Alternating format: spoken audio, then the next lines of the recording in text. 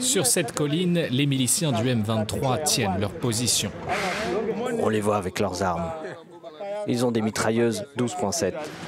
Nous sommes à 3 km de la ligne de front, près du pont stratégique de Rwanguba, à 25 km de la frontière avec l'Ouganda. Depuis un mois, l'armée congolaise a renforcé ses effectifs pour contenir l'avancée des rebelles. L'ennemi que nous avons en face de nous a des armes lourdes, des mortiers, des mitrailleuses. Nous aussi, nous avons des armes, comme eux, pour défendre notre position, pour éviter qu'ils arrivent jusqu'ici. Ça fait déjà 2 fois qu'on les a attaqués et qu'on a réussi à les repousser. Depuis la résurgence du M23 fin novembre, l'armée congolaise s'étonne de voir les miliciens aussi bien armés et équipés. Le groupe avait pourtant été défait en 2013, puis démobilisé.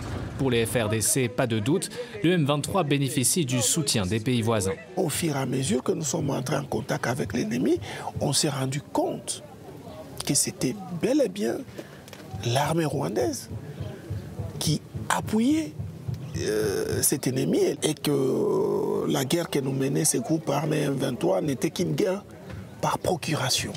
Il y a 10 ans, le Rwanda soutenait déjà le M23 et avait été publiquement condamné par l'ONU.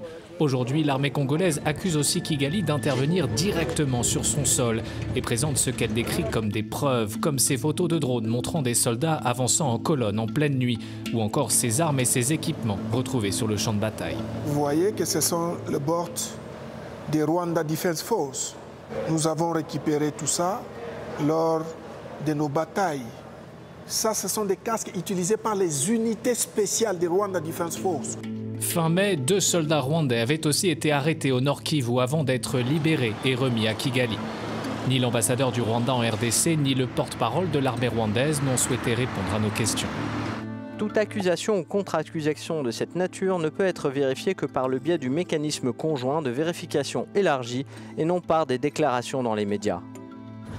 Dans leur dernier rapport publié en juin, les experts de l'ONU ont quant à eux confirmé la présence de militaires rwandais dans des camps du M23 en RDC, évoquant des images aériennes et des preuves photographiques.